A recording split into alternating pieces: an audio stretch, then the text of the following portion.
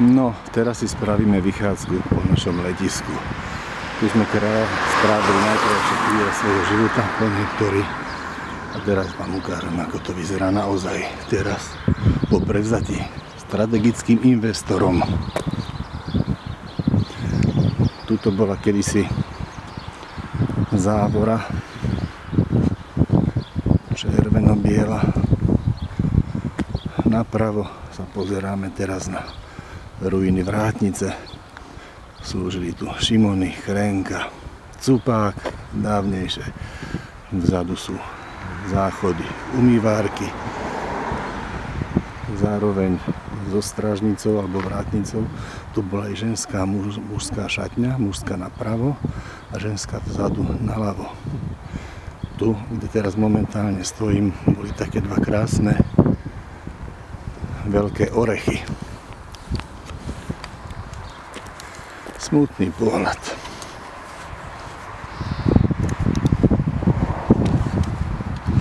Do letiska sme chodili touto cestou, ktorá je už zarastená a tie stromy troška vyrástli. Vzadu bolo asi na pol ceste. Stojan z takú vrtolu z nejakého lietadla. A tak pôjdeme cez stojánku. Zarastené všetko.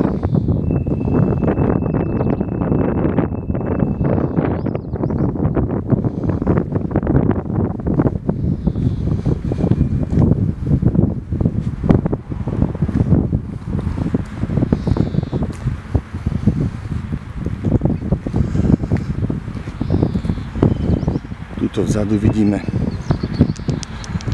torzo hangára. Samozrejme všetko zelené už je tam, kde má byť v zberných surovinách.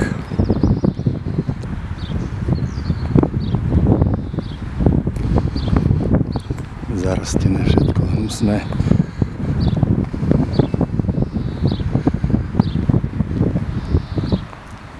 A tuto naše kočky ružičky okopávali. Tu, kde je to kričie, bordel, svinstvo.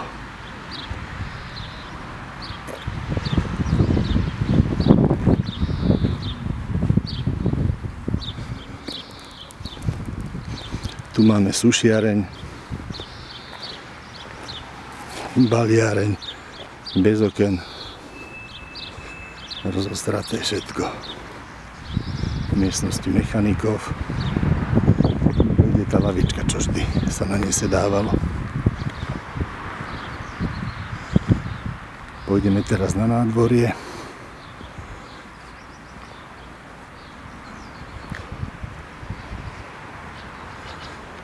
Priamo pred nami je ubytovňa.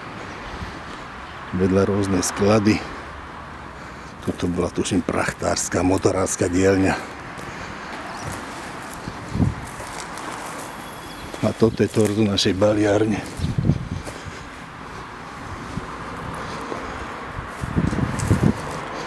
Vstúpime donútra cez dvere. Doteraz sú tam dve nástenky, ktoré som tam pred 100 rokmi dal za vlastné s radosťou, lebo to bolo pre nás. Fotky, čo tam boli, už tam nie sú, samozrejme. Pozrieme do sušiarne. Tu sa sušili padáky, vytiahli sa hore v pokladkách a tam visali.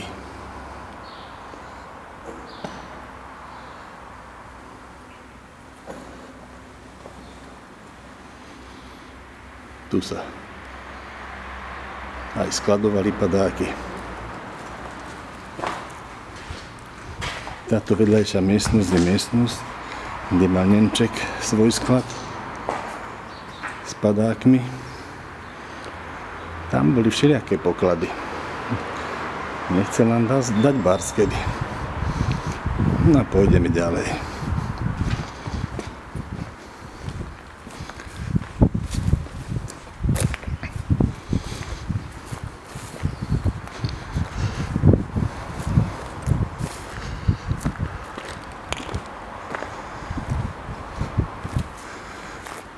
Tuto bola učebňa. Občas sa tu aj zábavy robili. Kúkneme donútra. Vedľa bol hangár, vedľa učebne, ale takto si to aj nepamätám. Jednoducho tie steny, keď sú preč, už je to všetko iné.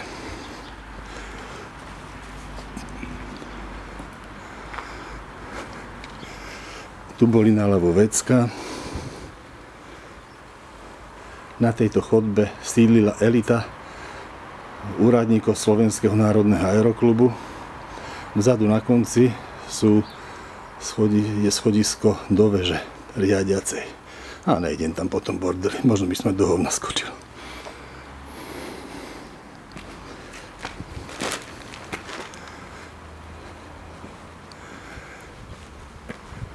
Tu vidíme parkovisko, zarastené trávou, chriačím, akorát je ako tak troška vykosené, aby to nebola úplná divočina. Pôjdeme povedľa letišných budov až k veži. Obídeme ju, dúfam, že sa tady dokážem predrať. Bol odtiaľ z tej veži krásny rozhľad na celú plochu letištnú.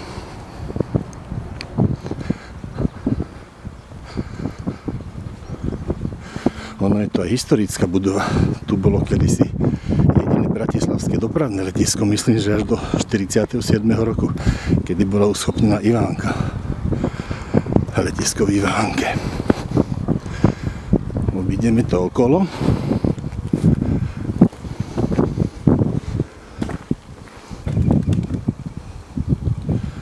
Vchod do veže, vidíme hore schodisko.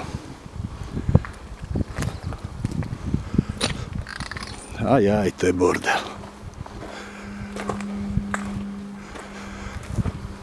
Toto sú zvyšky odbavovacej budovy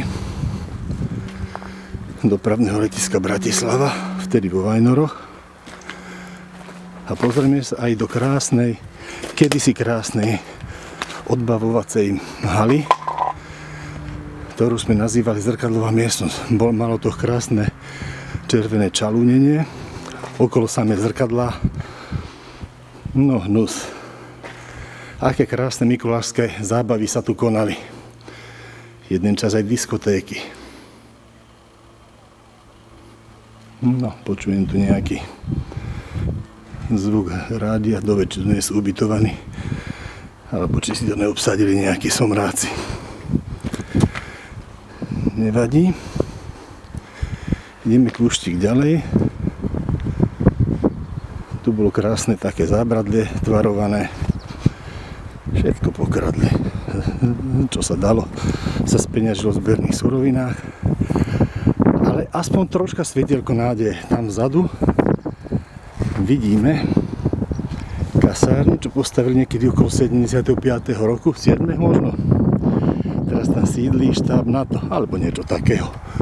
Konečne môžeme dobre spať. Priblížim to, možno tam niečo bude. Skúsim zaostriť.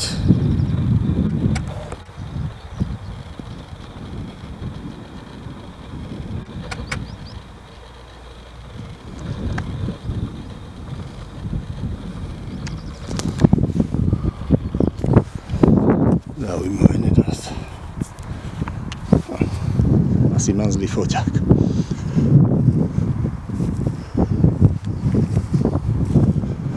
Zarastené, hnus.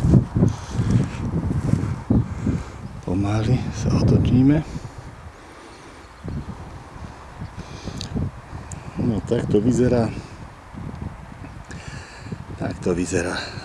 bratislavské dopravné letisko.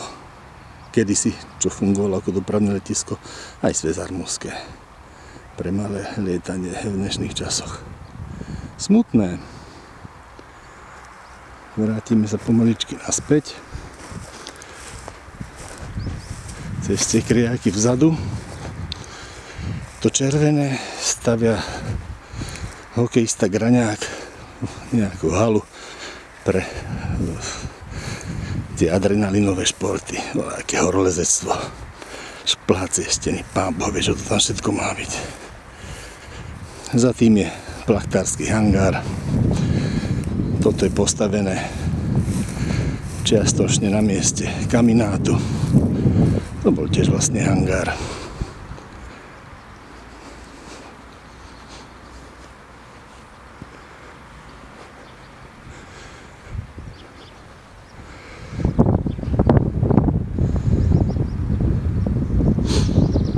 Smutný pohľad. To som zažil asi najkrajšie chvíle svojho života. Tak toto dopadlo. Darmo pokorku v úvodzovkách neunikneme. A celý tento obrovský pozemok, krásna rovina, bola z polovice zadarmo, podľa mojich vedomostí, darovaná viedensko-izraelskému konzorciu. Samozrejme, to už je 4-krát predané, každý zhrábol svoju miliardu korún, neviem, možno menej, možno viacej, ťažko povedať. Vzadu je kruh, kde sa nám niekoľko kamarátov zabilo a na kruhu teraz rastie veľký strom. Kedysi to bolo plné života, skákalo sa, lietalo. Na zaplakanie. Ale tak niekto, kto nemá k tomu vzťah a ktorému to nič nehovorí, tak im je to jedno. Kde už sú všetci tí Prokopovičovci, Harachovci a podobné prasatá, ktoré to nechali sprivatizovať. A nie, že o privatizáciu by nešlo. Ktorí to jednoducho zničili, znivočili, dokantrili. Nakoniec Bratislava je 500-miliónové mesto, nemá svoje letisko športové. Smutné. Okrem nás to ale nikoho neserie. Tam už vzadu sa postavilo Tesco na pozemkoch letiska. Akurát na začiatku pristávacej dráhy. Bývalej, samozrejme. A takto istou cestou idem aj von, jak som prišiel donútra.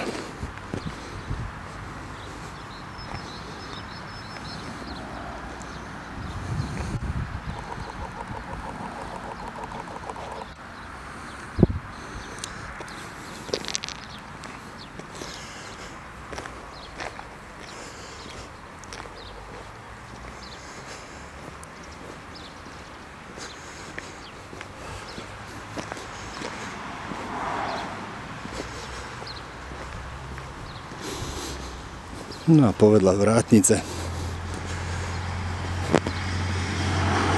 Vychádzame von. Možno nám aj pán Šimony zakýva. Dovidenia, pán Šimony, ale niekedy na druhom svete.